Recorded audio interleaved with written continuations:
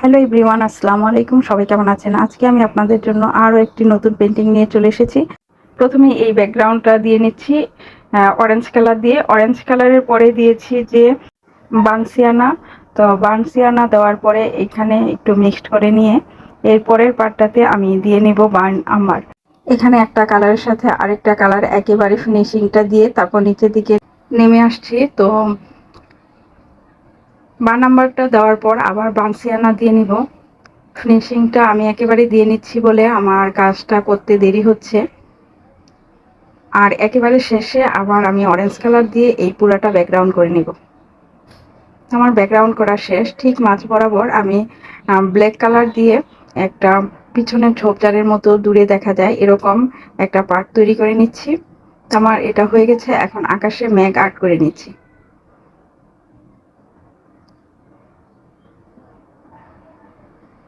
মেঘ আর্ট হয়ে যাওয়ার পর সূর্যের আলোর জন্য আমি কিছু ইয়েলো কালার দিয়ে একটু লাইটিং করে নিয়েছি, যাতে এর উপর হোয়াইট কালার দিয়ে যখন আমি সূর্যের আলোক ছটাটা আর্ট করব সেটা যাতে উজ্জ্বল দেখা যায়। তো এরপর মাঝখানে একটা টেপ লাগিয়ে দিয়ে মিডিয়াম ইয়েলোর দিয়ে পুরাটা কাজ করে নিচ্ছি। এখানে আমি গোড়ার দিকটা একটু হলুদ কালার গাঢ় করব এবং পুরাটার মধ্যে ব্রাশ দিয়ে আলতোভাবে করে নেব।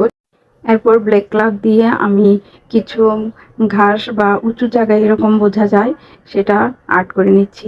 এরপর ট্যাপটা উঠিয়ে নিয়ে ব্ল্যাক কালার দিয়ে আরও কয়েক জায়গায় সুন্দর করে আমি কিছু ঘাস বা উঁচু জায়গা যেটা বলেন সেটাই তৈরি করে নিচ্ছি।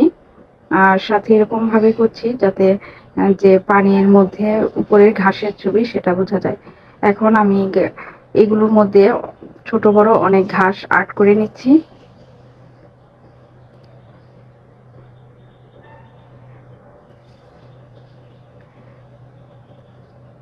এখানে শুধু ঘাসই হবে, শুধু ছোট আর বড় এই যা।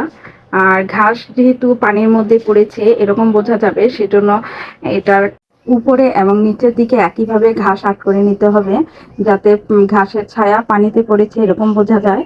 এরপর হোয়াইট কালার দিয়ে কিছু পানির ডিটেলসের কাজ করে নিচ্ছি। হোয়াইট কালার দিয়ে করার ফলে আমার এটা একেবারে মনে হচ্ছে যে সত্যিকারের পানি।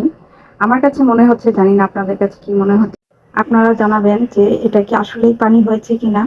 এরপর আরও ডান সাইডে আমি কিছু বড় বড় ঘাস আর্ট করে দিলাম। তো এভাবেই আমি আমার পেন্টিংটা শেষ করলাম।